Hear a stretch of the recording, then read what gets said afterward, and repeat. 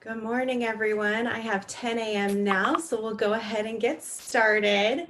I see you all starting to use the chat feature to share with us where you're joining us from and your major. Please feel free to continue to do that. It's always exciting to see our friends from near and far. And I am excited that you're joining us for part 2 of our welcome webinar series. My name is Jordan Dade, and I will be your host for this morning, along with Lisa Laughter. She will be managing the questions that you all are submitting, and we are joined by our group of panelists from the Engineering Undergraduate Office to make sure that you get the timely answers to the questions that you have. Lisa, did you want to say hi? Well, sure. Hello, my name is Lisa Laughter, and I'm the first year academic advisor in the College of Engineering. Glad to be joining you all here today to talk about GEs. Thanks. Yes. So today's topic is understanding general education requirements. I like to tell my first year students, don't worry.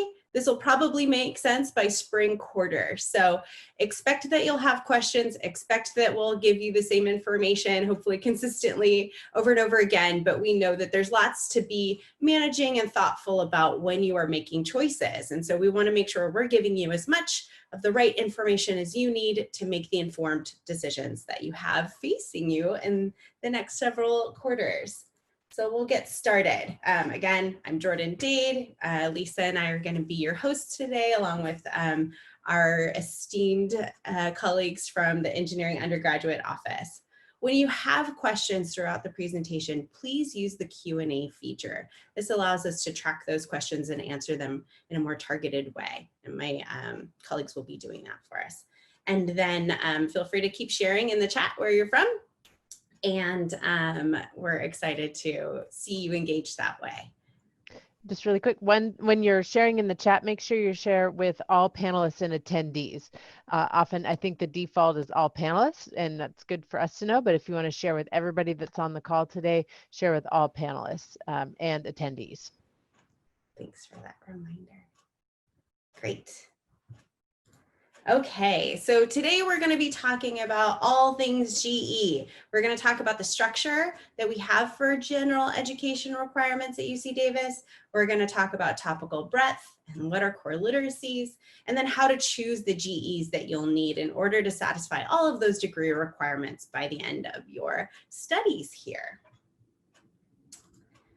So why do engineers need to take arts and humanities classes and social sciences classes? Well, the university feels really strongly that students need a well-rounded curriculum in order to be ready to face the next set of problem-solving skills and critical thinking that you'll need in the workforce. So to develop your critical thinking skills across all disciplines, the general education requirements are designed to give you access and information in those different areas. We want you to be exploring different topics and areas of study within arts and humanities, science and engineering, and social sciences. The good news is that your major is going to help you with these things. So the science and engineering piece you can practically check off now. So which courses will actually count toward earning that general education requirement? We want you to be taking taking classes at a college level. So it's only college level courses that will count for GE requirements. But that includes classes that you'll be taking toward your major and courses that you may be taking for personal interest or courses that you're interested in taking outside of your major. Unfortunately, that means that we can't use high school credit to count for our general education requirements. So your AP credit, IB credit, A-level scores, unfortunately, those don't count toward your GE requirements, even if they've given you course credit from the university. We have a chart that explains where duplicate credit is allowed. So let's say, for example, you took AP US History. You may be receiving course credit for that, but it wouldn't equate to general education credit unless you took the course at UC Davis as well. That's one of the few courses that does allow duplicate credit outside of science and engineering. But we can always talk more about that in your Aggie advising appointments if you had questions more specific to your AP credit. We also require upper and lower division composition, and those writing classes are used solely for the writing requirements. We're not going to be able to use those composition courses in general education, but you'll see we have a very handy chart that allows you to keep track of those writing requirements as well, all in one place. But unfortunately, they won't be used in the areas of topical breadth or core literacies in the same way that other classes might be. So how do we study general education? That's going to include that topical breadth that we talked about, the arts and humanities, the science and engineering, and social sciences. And these areas are designed, these topical breadth areas are designed to give you broad subject information that is good for your general knowledge. And this quote is taken from our UC Davis catalog. That's sort of our Bible for all things UC Davis. So the topical breadth areas of arts and humanities, science and engineering, and social sciences need to combine to add up to 52 units. And we know that you're taking more than 52 units of science and engineering courses, but we can use a maximum of 20 units in each of these areas to satisfy the requirements. So let's say, for example, you are a mechanical engineer and you would like to minor in Spanish. Great combination. We would cover your arts and humanities credit and your social sciences credit just with those two sets of requirements that you have. But if you exceeded 20 units of arts and humanities, we couldn't use more than 20 toward that 52. So that means that outside of your major, you'll need a combined 32 units of arts and humanities and social sciences. For most students, that means around 8 classes of GE credit. And once you factor in the courses required for your major, it may be even less. So the core literacies focus on the strengths and skills that you need in order to be able to be successful in one's profession. We want also there to be thoughtful and engaged citizenship in the community, nation, and world. And so the core literacies are designed to give you a special set of skills that make you a well-rounded professional in your communities. So those core literacies include literacy with words and images, and that's where writing experience and oral skills will be nested under, in addition to visual literacy. And visual literacy is reading charts or maps or creating graphs to describe data. Civic and cultural literacy, we want you to be earning at least 9 units there. And under that set of skills, we want you to have experience with American cultures, governance, and history, domestic diversity, world cultures. And I forgot to mention under the writing experience is that we want you to satisfy your entry-level writing before attempting to earn any writing experience credit. That requirement must be satisfied before a student can earn writing experience credit for their GE requirements. So if you have some courses that you need to take before you're eligible for lower division composition or writing experience, prioritize those first, and then you'll be able to earn that credit after that requirement is complete. In addition to literacy with words and images and civic and cultural literacy, we also have quantitative literacy and scientific literacy. Typically, students who start at UC Davis as first years are satisfying those requirements with their lower division. If you have AP credit for a lot of your lower division, or if you're a transfer student, it may be something that we have to target specifically, but usually it's included in the major requirements.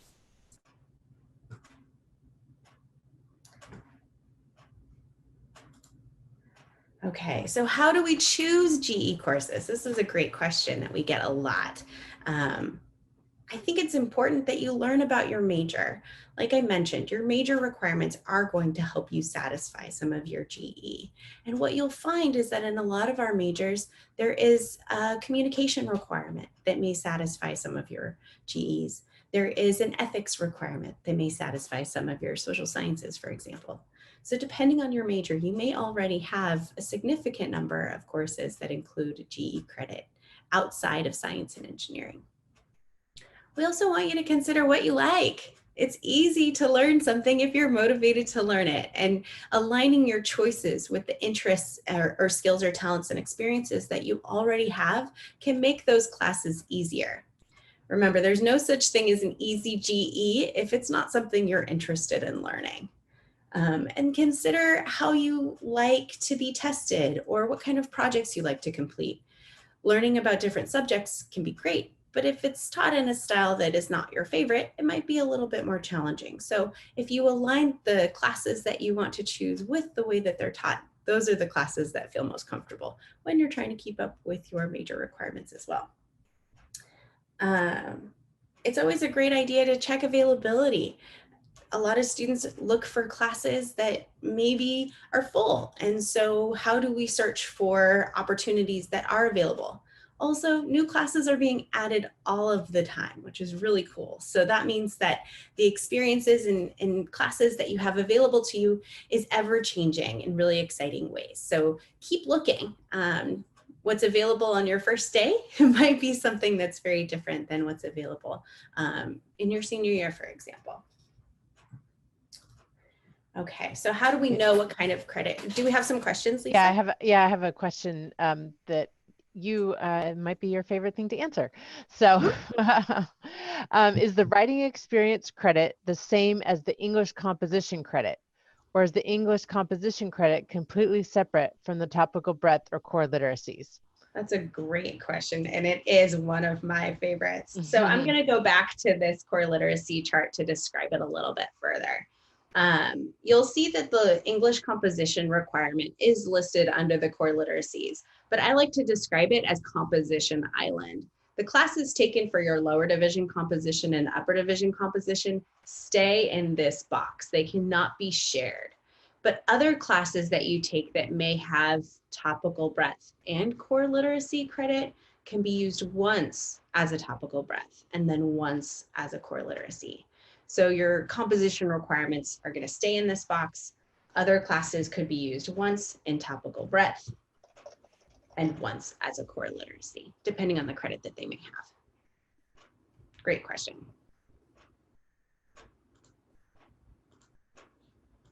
Okay, so checking for credit. It's important to know where to look when you're looking for classes with GE and what they satisfy. What I find is that a lot of students might gravitate toward things that are already going to be satisfied for their major. So it's a great idea to get used to checking to see what kind of GE credit a course may have. You may also be really surprised. If a course is required for your major, it doesn't mean that it doesn't have social sciences credit or writing experience credit, for example. Some of our heavy duty lab courses have a lot of writing in them, and the way that those classes are taught may include writing experience. So you may find that some of your requirements are already going to be completed, especially by those upper division classes that you'll be taking in your third or fourth year. In Schedule Builder, when you click on Show Important Details, you'll see the list of new GE courses and credit that it gives. So this particular course, I took this from Engineering 3, has oral literacy, science and engineering, and social sciences. Since science and engineering is likely going to be covered by many of your courses beyond this class, I know by default and process of elimination that you're going to be targeting this class to be used as social sciences. Additionally, because social sciences is a topical breadth, we can use it also as a core literacy with oral literacies. The catalog also has all of the credit associated with a course listed in the course description. So if you wanted to use the online catalog to look up different classes within the major, that's a great way to search rather by course rather than by quarter that you would see in Schedule Builder. Do we have more questions, Lisa? We do. We have a few questions. Great. Okay, so Tate is asking, can GE courses be used to fulfill minor requirements? Great question. So if a student is interested in taking classes in a minor outside of engineering, if it's a minor like math, it probably has that science and engineering credit that you're already earning within your major. But if it's a major or a minor like the technology management minor, those are social sciences classes. And yes, anything that you take for your major or minor requirements can be used as GE. And I didn't mention this in the presentation, but if you are thinking about double majoring with 2 different majors, you do not have to complete 2 separate GE requirements. You can use just one. Okay, and the next question is, are we required to complete a certain number of units for our GE to pass our first year? The good question, and I'm happy to report the answer is no. In a future slide, I will share, actually, I think it might be the next one. GE requirements are graduation requirements. There's absolutely no urgency to finish GE by a certain time earlier than your graduation. It is important to pace yourself. I think a lot of times students will look at general education requirements as something to check off really quickly just so that they can move on to other priorities. Instead, I think it's better to think of GE as a partner for your major, thinking about how you can incorporate something that you're really interested in learning about in addition to the courses that are required for your major. Many students find that 2 or 3 major courses plus 1 GE or writing course per quarter is a manageable pace. And that's not true for everybody in every circumstance. So it is good to work with an advisor to really target what are the opportunities for you to incorporate general education. Remember also that there's lots of GE courses outside of science and engineering that are offered every quarter. And so there's usually a bit more flexibility with how general education can be completed versus sometimes the rigor of our structured prerequisites for our majors. So GE, if you're paying attention and you know the requirements, you're going to be looking at somewhere between 6 and 8 or 9 classes to finish all GE.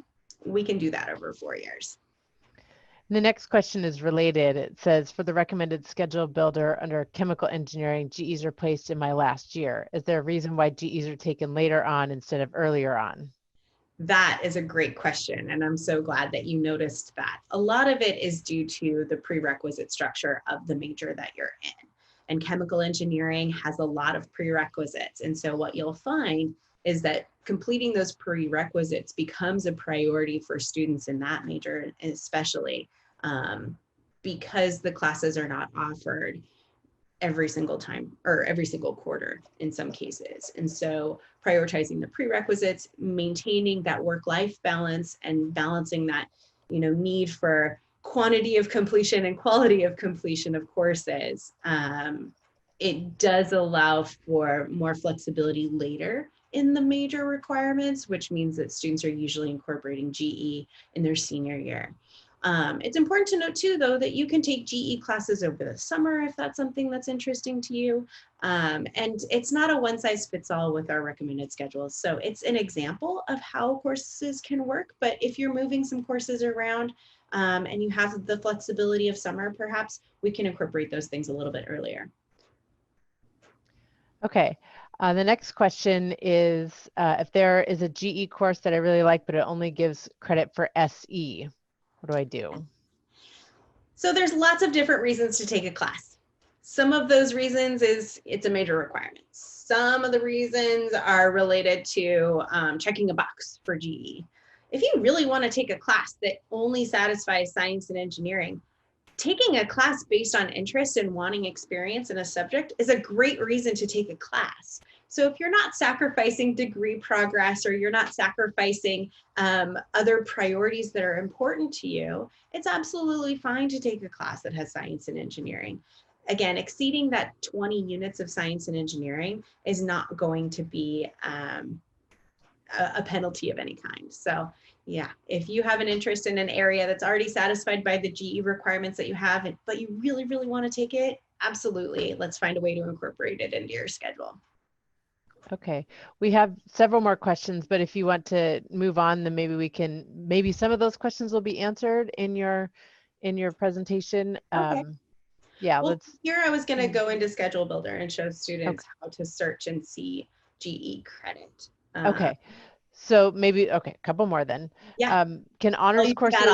I'll prep Schedule Builder for us. Okay, can honors courses for the UHP be used to fulfill GE credits? Yes. Okay, that's an easy one, right? Yeah. Okay. Let's see. if classes contain several GE credits, SSWE or ACGH, for example, can you use that credit for all 3 of those GE categories? No. You can use a class one time as a topical breadth and one time as a core literacy. And I'll show you examples of how to do that.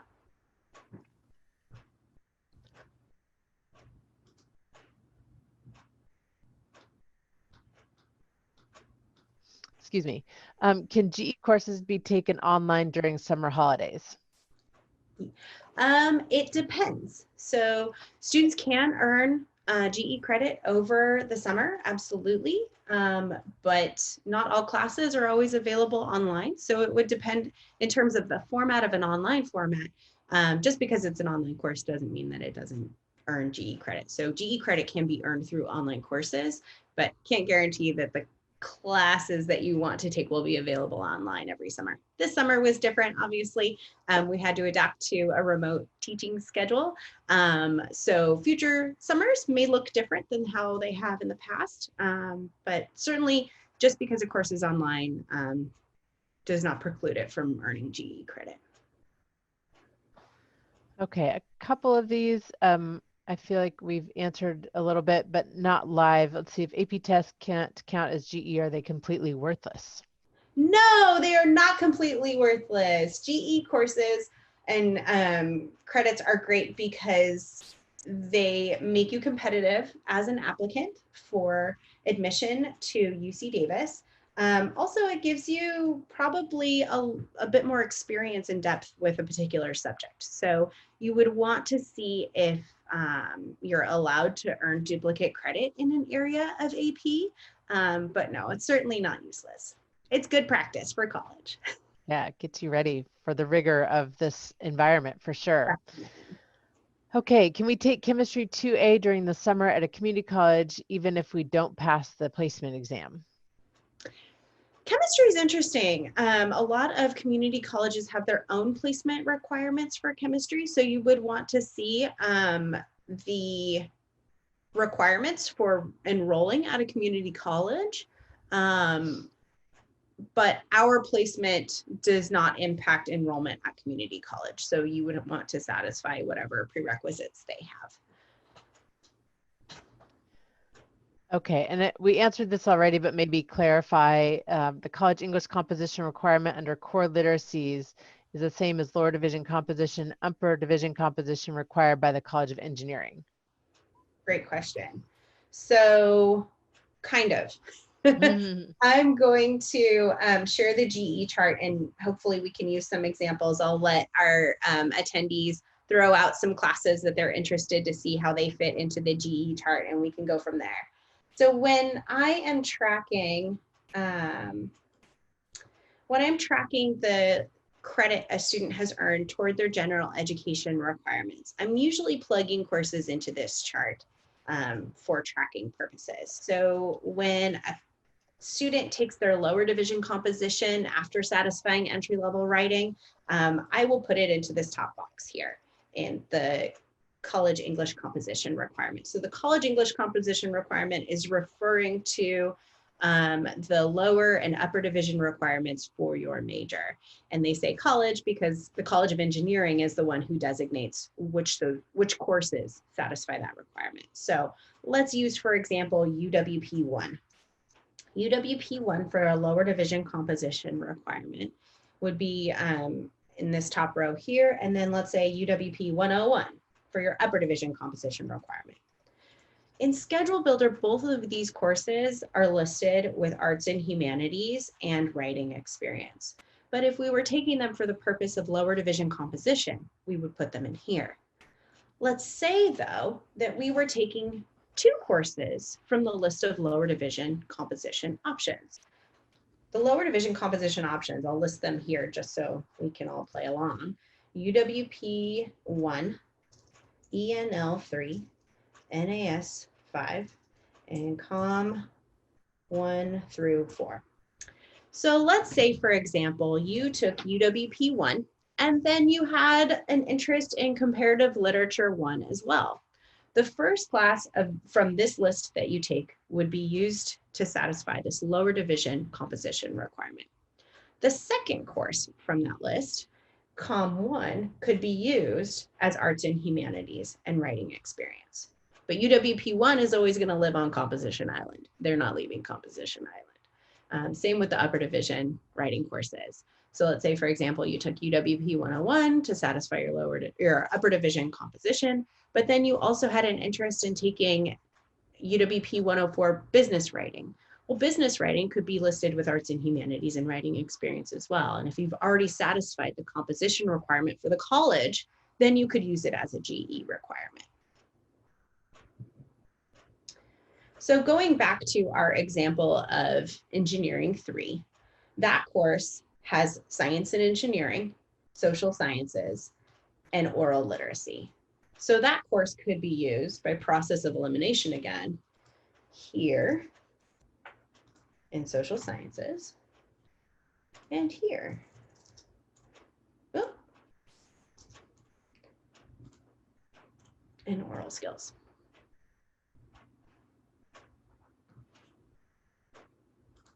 Did we have some more questions, Lisa?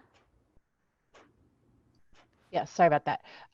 Okay, so this is also related. I got a 4 on my AP language test. Do I need that lower division class for composition? So how does basically the AP work with that? Great question. So the relationship between AP and the lower division composition depends on the exam and the score, especially those English language and composition or English language and literature.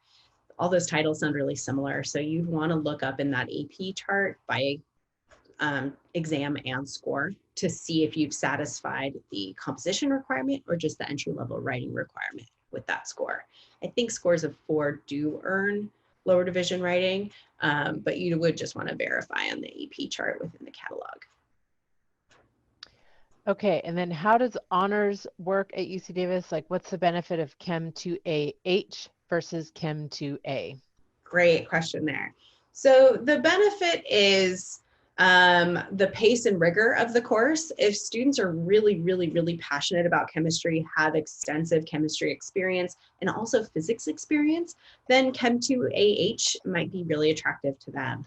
It's a course that's typically taken by chemistry majors. So I like to remind my engineers that usually they're juggling many difficult courses in their first quarter, where for chemistry majors, maybe this is the most difficult one that they have. It is a smaller class size typically, but it goes at a pace and depth that is beyond Chem 2A. So my recommendation is typically to take Chem 2A unless you felt like you could teach Chem 2A, and then maybe you might be interested in the AH series. There are some students who come in with Chem 2A credit or IB credit or A-level credit for the entire Chem 2 series, but if the Chem 2 series is required for your major, you probably want to take the honors program instead of going straight to organic chemistry. Okay, and talking about maybe skipping over and going straight into classes, the next question is, if I received 5s on both AP Calc AB and BC, am I allowed to go straight into Math 21C? Schedule Builder says I have to petition to take it because I have not yet taken 21A and 21B. Yeah. So what's difficult at this time in the summer is that admissions is working really, really hard to get your AP credit reflected in OASIS. And so until that credit is showing, Schedule Builder isn't going to recognize that it's there in transcript form. So what you would need to do if you were electing to move on to a course that required you to complete a prerequisite petition is you would need to submit that petition during your pastime. Once the petition is submitted, you can register for the course. I will say though, just as a general mention to students, is that students with a 5 on the BC, I still recommend that they start in Math 21B. And this is a great conversation to have with your major advisor during Aggie advising. But what you'll find is that the way that Math 21B is taught, usually includes topics that aren't covered by AP and also in a style that is different than high school instruction. So there's a lot of emphasis on proofs in Math 21B that can be really beneficial, especially depending on your major. There's, I always remind students that like ECS 20 for our CSE and computer engineering majors uses a lot of logic, and the proofs process and learning how to write college level proofs can be really helpful in future courses like ECS 20. So there may be a benefit to taking Math 21B beyond just feeling more comfortable in a transition to college life, which I think is a great reason to take Math 21B in general. But it's not always recommended that students go straight into 21C, even if they are eligible based on their AP, just because there usually are some topics that are not covered in AP.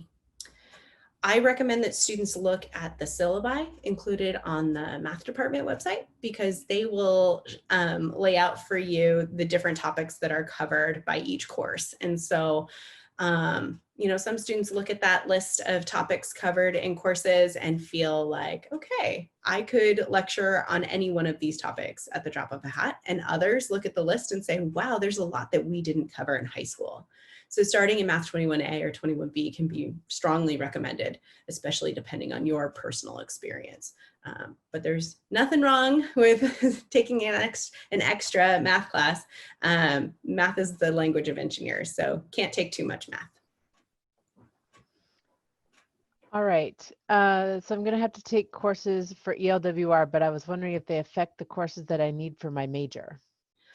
That's a great question. They do sometimes in terms of priority. So the courses required for entry-level writing are important to complete. That entry-level writing requirement should be done as soon as possible. If you are in a course that is pre-entry-level writing, then you would need to complete those courses first, then satisfy entry-level writing, and then you can start earning writing experience credit and finish your lower division composition. If you are in a course that is entry-level writing, then you have 3 quarters to complete that course. And so between demand and scheduling, we want to make sure that's included in your first year curriculum. I recommend prioritizing it number 1 along with math, just so that that requirement can be satisfied and you can move on to other important criteria for your major. So it probably won't impact what you're choosing with your major, because your major is likely going to have space for a writing class, but making sure that entry-level writing requirement is done as soon as possible will be critical. And so scheduling around that is a great way to connect with your advisor, just to make sure that you have all the classes that you need in the order that you need them. Okay, so that will transition into this next couple questions that you can probably wrap in together. Is basically, somebody asked, when I saw my classes on Schedule Builder, certain classes such as Chem 2A, Math 21A say that all the courses are full and wait lists open August 24th. Does this mean that I cannot have classes on my schedule for the first pass time? And then a related question, you can kind of wrap this all in one answer, is how do I know which classes are online or hybrid, or where are we at with that? So if we can, I'm going to challenge you to answer those very fun questions. That would be great. Excellent questions. Excellent questions. So to answer the first question related to, I can't see seat availability in the courses that I need, there's a couple ways that we can look at that. And we will be discussing this in more depth in next week's webinar, Troubleshooting in Schedule Builder, but I will address it now. So if there's a class that you need that is not showing as available, I'm going to change my screen share so we can look through this together. There's a couple different ways that you can filter to look for classes and sections that are open. So what I like to do is add search courses, and then you show advanced features or advanced options. So let's say I needed a Math 21A class. I want to make sure that I'm only looking at open courses. Well, this is going to list for me all Math 21A classes that do have seats available. So that's a good way to filter out the ones that are unavailable or completely full. Additionally, we have a process through the summer before our first years are registering called seat release. Seat release means we are holding back seats just for you. And so those seats will not become visible to you until we get closer to your registration period, because different colleges are registering at different times. But to keep it as equitable as possible, College of Engineering has reserved seats for our students in certain classes. So the math classes are certainly on that list of seat release that we hold back seats for you. If you have a morning pastime, you'll be able to see those seats a few days before. If you have an afternoon pastime, you'll be able to see your seats at noon or 12:01 just before your pastime. So what you'll want to do is in Schedule Builder, identify the courses that you need. And then as you approach your Pass 1 time, then find the sections that are going to be available during your pastime. The second question was about hybrid versus online versus in-person courses. A couple weeks ago, our priority was to reassure students that the classes that they needed would be available online, so that they could continue or begin their studies from anywhere successfully. Last week, things got a little bit complicated for our international students, and we were reassuring everyone that if they needed in-person instruction, we would find a way to keep them in status. Fortunately, the challenges that we were going to have related to that immigration announcement have been rolled back. So we're back to what's available and in what format for everyone. That's a great question. Right now, our campus is weighing the safety and security of our community along with the need and desire for flexibility. And so you can expect that the classes that you see will have online opportunities for you to take them, either out of necessity because they're large and we don't have space that will allow for appropriate social distancing in classes, or just out of preference. So unless otherwise noted, and we will have more information as we get closer, there may be some upper division lab courses that are only available in person, but because we know students need flexibility and options, we're looking at making almost everything available online as well, even if there is an in-person opportunity. And another related question is, are there going to be some online courses that we can take even though we're on campus? So yeah, we expect that there will be a number of courses that will have online options, and those would be accessible from Davis campus to anywhere in the world. Great. I think, oh, this is a good question to answer for everybody. I think according to my math placement exam, I can take the Math 21M, but I do not have AP credits. So can I still take Math 21M? Also, what is the difference between Math 21M and 21A? Yeah. Don't take Math 21M. The reasons why are because it is designed for students with AP credit only to fill in those gaps. But unfortunately, it's not included in our curriculum. Our majors have decided that Math 21A and 21B and 21C specifically are best preparation for our majors. Math 21M is only offered in fall quarter, so if it doesn't go well, it could really inhibit your ability to move forward and effectively learn in future courses. So it's not recommended for our majors. It was really designed for math majors with AP credit, not our engineers. Great. Okay. And one more question, and then you can move on to your schedule builder business. Can we assume that all non-lab related classes will have online classes? I'm not sure I should be canceling my housing. I don't know.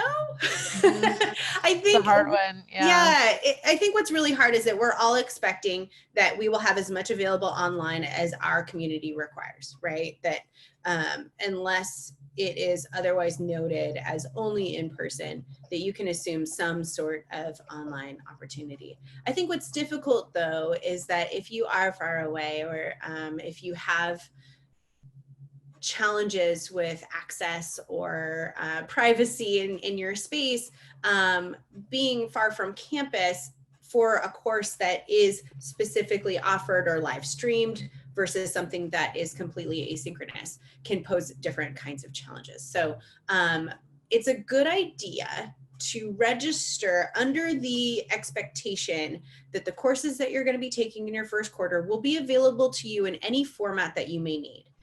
If there comes a time that that is untrue, it will be communicated to you with enough of a lead time for you to make changes. So register for your first choice classes during Pass 1. If for some reason the format of the class becomes such that it will not work for you, you can make changes during Pass 2 or open registration. So there are opportunities to make changes in the future if it's necessary. But we expect that, especially in your first quarter, the classes that you're registering for, especially if they were offered in our spring quarter, will be available online. Okay. I would say go ahead and move on with your presentation. Great. So the other thing that I was going to do, sometimes students really don't know where to start when it comes to searching for GE. And using the advanced search feature in Schedule Builder can make it easier to identify the classes that will be best for you or meet the requirements that you're looking for. So I'm searching within fall quarter, and I'm going to leave a lot of these spaces blank. But let's say, for example, I had enough space in my schedule to search for maybe not a 4-unit class, but let me look for a 3-unit class. Okay. And then maybe I have an interest in social sciences. I want to hear about how our communities and social systems are impacted by different topics. So I'm going to leave it pretty broad and open, but I do want to look for just the open courses because I don't want to get my hopes up for the closed ones. So I do a search and I see, oh, ARE 142, what is that about? Well, you'll see that this is a course that has a prerequisite. So I haven't taken and I don't have credit for Econ 1B. I would actually not be eligible to take this course. And it's important to note that this is an upper division class. Upper division classes usually indicate they're for upper division students, so 3rd years, 4th years, in that major. So, whoops, I will continue my session. Sometimes Schedule Builder thinks you've been in there too long, and that's a good hint for next week when you are getting ready to register. You want to make sure you're refreshing your browser so that it doesn't kick you out right before you're registering. So we're going back to search advanced features. We're looking for 3-unit courses in social sciences. And let me search again. But I just want the open ones. And now I'm back to that ARE class. So that ARE class is designed for students in managerial economics, perhaps with experience in Econ 1B. So that course is not designed for a first year like me. So maybe instead I look for Intro to Entrepreneurship. So let me see what that's all about. It is an engineering class. Hey, look at that. That is going to give me social sciences credit. How exciting. So let's look and see students from all majors. Ah, so cool. I want to learn all about this. So I'm going to save it. And then I can close my search and then I can see information about the course. So if you go to show detail on this screen, you'll see that same credit is listed there. I can see when the final exam is going to be, and I can see that it is a 20-day drop. So if I decide that, wow, I have signed up for math, chemistry, ECS 32A, and engineering 8. If I feel overwhelmed by that, I have until the 20th day of instruction to change my registration and perhaps drop that class. But this tells me where that course is scheduled to be. What it doesn't tell me, back to our original or our previous question, is if there's going to be an online option. We're really hopeful that we'll be able to better identify the courses that will have flexibility, that will have synchronous instruction, or that will have any in-person requirements. But for now, you can assume that this class will also have online opportunities for students who want to take it remotely or from the comfort of their dorm. Okay, so then what's cool is that if I wanted to eliminate all of those upper division classes and filter those out, I can also just choose the lower division classes. And that's going to give me a list of just the classes that are probably more my speed. But I'd still want to check prerequisites because, for example, engineering 80 does have a prerequisite of Engineering 8. So this is probably designed for second years who took Engineering 8 in their first year, or third years or fourth years. FST 10, again, is a course that gives lots of kinds of GE credit. So if I were using my GE chart to look at FST 10, I would be using this by process of elimination as a social sciences class and a world cultures class, because I know that my major is going to give me credit in science and engineering, scientific literacy, and visual literacy. So FST 10, if I were to use my handy dandy GE chart, could be used here and here. So by passing that course, I would satisfy that requirement. Classes like Math 21A would give me 4 units of credit here. Chem 2A, which is required for almost all of our majors, give me credit here. Let's say I took that Engineering 8 class, would give me 3 units of credit in social sciences as well. But now I'm realizing that I'm filling up the social sciences area pretty easily based on my interests and experiences.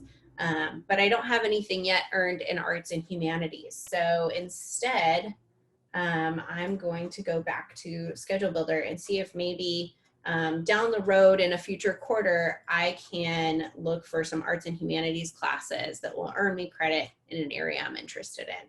So again, I'm going to go back and look at those lower division courses, numbered 1 to 99. I'm going to look for arts and humanities. And for this, I don't need only open courses, because if I'm just researching the classes that are out there, this is a way that I can see those. Oh boy, my search was too broad and the system wants to give me over 1,000 potential matches. So let's say I narrow my search down a little bit further, and I've already satisfied world cultures. I know my upper division lab classes are going to satisfy my writing experience in the future. Scientific literacy, visual literacy, quantitative literacy, my major's already doing those for me. So perhaps I'm looking for something with domestic diversity instead. So let's see if that gives us a shorter list, and then we can see, okay, great. For those of you who didn't join us in the first webinar, I'll review that the CRN number is a course registration number that identifies this class, this section, and this particular time. The section number is the same in terms of the content that's delivered, but it's delivered at a different day and time. So you'll see that section A meeting times for all of these courses have the same lecture, but they have different discussion meeting times. And so that's how that big lecture group is divided into smaller discussion groups, is by those different timeframes and those different numbers. So sometimes specific sections are designed just for students in the major. They may be restricted, so you might find that I'm thinking of design courses in particular. Let's search. Design did not show up for me. So let's clear all. And let's look for design. Oh, that's not what design. Oh dear.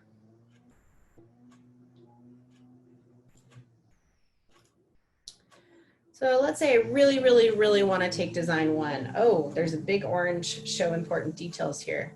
And that's because there are certain sections, section A7 through A12 is only open to design majors. So I know that if I'm going to be able to add this course, I can't choose section A7 through A12 because I'm not a design major. So we'll go over a lot of this again in our troubleshooting schedule builder webinar, but I think it's relevant to how you're searching and choosing GE classes to see what is the kind of GE credit a class can give you, and then what do you do if you're unable to add the one that you want. And it's always a good idea to keep looking, because the different classes available can change every quarter. There may be classes that are only offered in winter quarters or classes that are only offered in spring quarters. So looking at that ever-changing and growing list of opportunities makes it so that you can expand your options each time you're searching.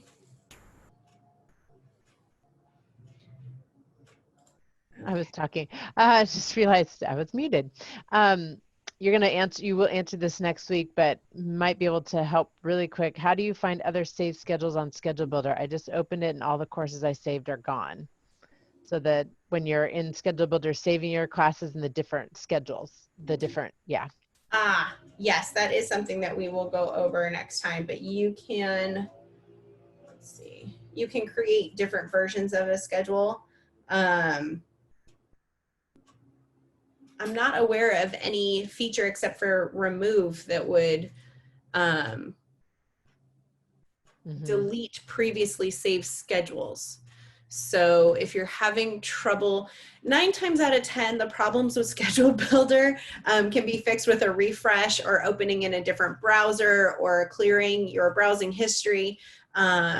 A lot of the issues that Schedule Builder kind of hangs on to can be solved that way with some pretty simple fixes. If you're having more in-depth issues, that's something we would want to connect about separately, I think. But usually you can create new schedules that allow you to, my first choices. You can create several different schedules so that when you are getting ready to register on right before your pastime, you can see, okay, the sections that I chose, are they full? Are they open? Can I schedule as is, or do I need to make some changes? So having several different options is a great way to keep track of different sections that work together instead of conflict.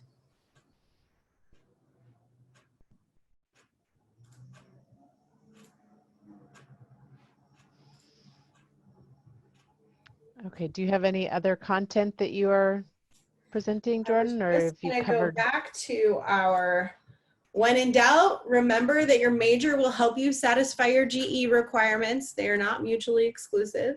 Remember that this is not a race. Take your time in completing your GEs. Your friends may be finishing GEs earlier than you, and that can actually be a great thing because you can learn from their experiences. When someone tells you that there's an easy GE, question them.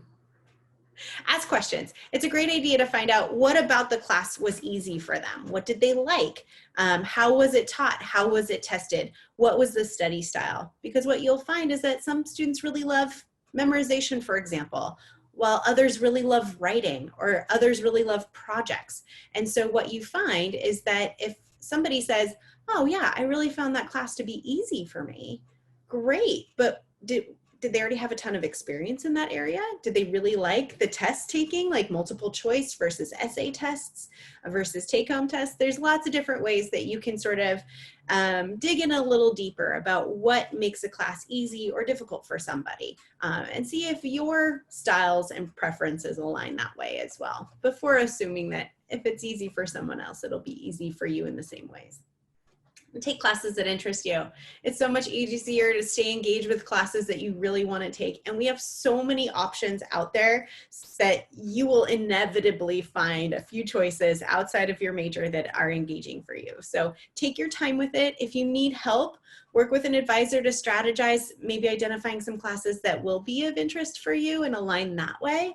But think about the personal experiences you want in college beyond just finishing your major that will set you up for success. So maybe you want to push yourself and take an extra public speaking class, or maybe you want to learn a new language, right? We have lots of different options available. And that concludes my prepared remarks, so we can keep answering questions. Okay, can we make changes to our schedule past our pastimes? It might be helpful to show the chart that shows the dates. Have you looked at that on the calendar, on the registration page? Yeah, let me pull that up. Are you thinking about the one that is the morning, afternoon pastime? Not the infographic, the actual calendar. Okay, yes, I will get there. If you go to the infographic page, the calendar on the bottom has a really good example. Okay, great. So let me pause that. Or do you have it up? You can share too. I'll pull it up. Okay. I have it up if I'm able to share. Oh, let me make sure you can do that. Oh, nope, I can't do that yet.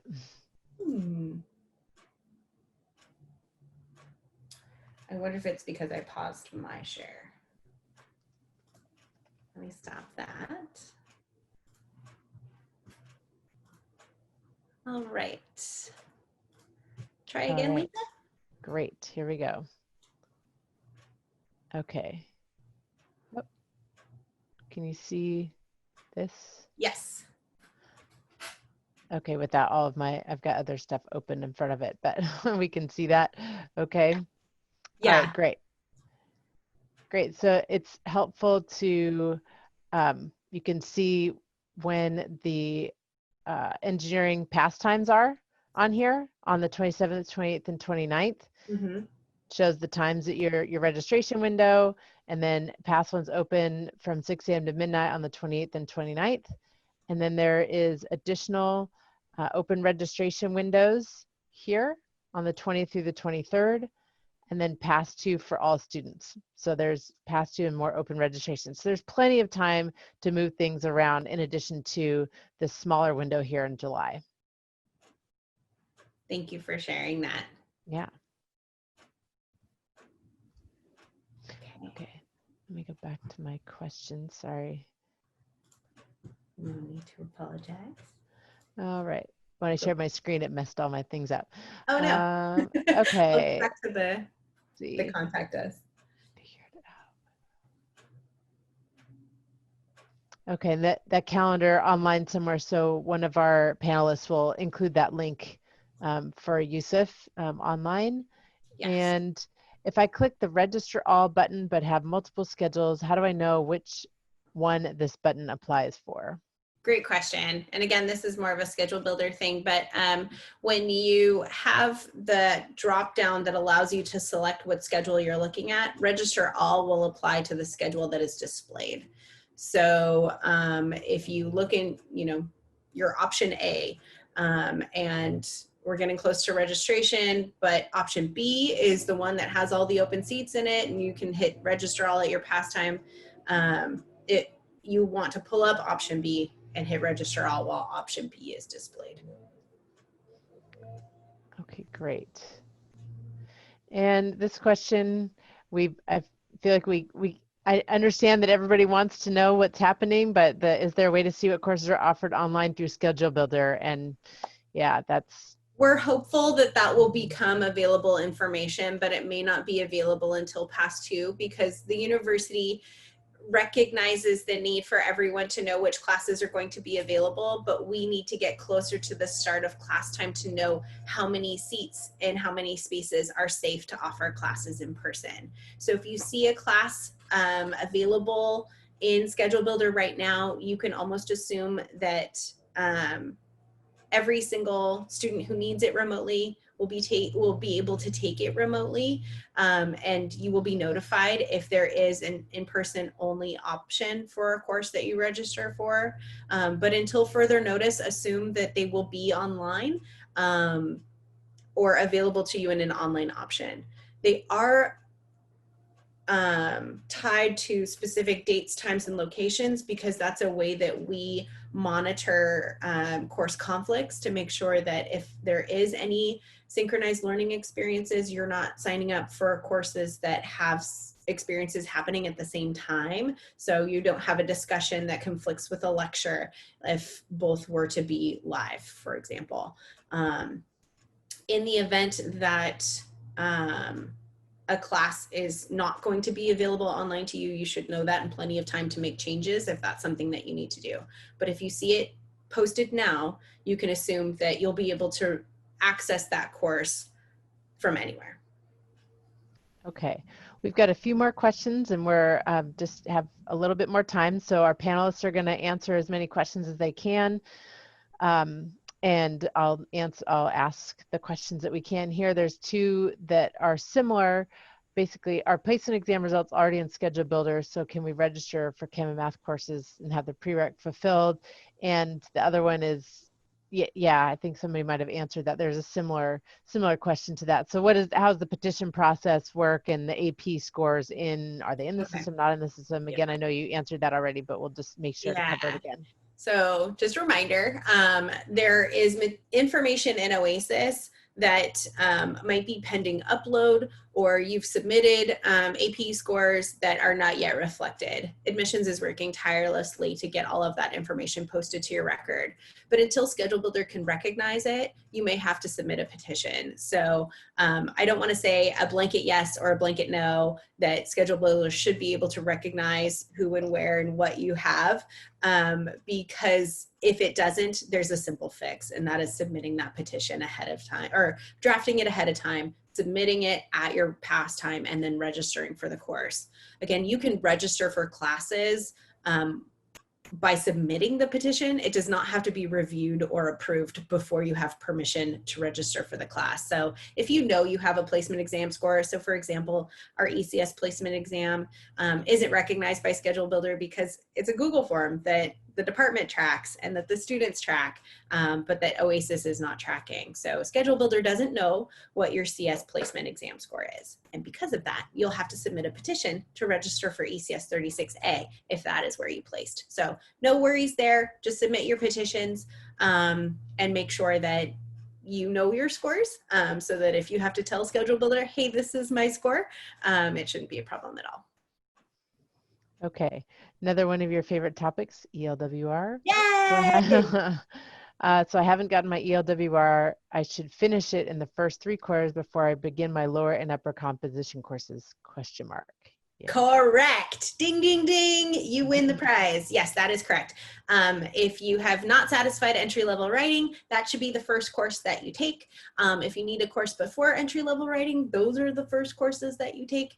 And you just work your way through that series. Once you have satisfied entry-level writing, that timed requirement is removed. So if you take your lower division composition anytime after that, the university wants you to take it as early as possible, but you would want to work with your advisor to really make sure you're honing in on your scheduling. But yes, that's correct. After you finish entry-level writing, then you can earn your lower division composition credit and then your upper division composition credit, along with the writing experience GE requirement.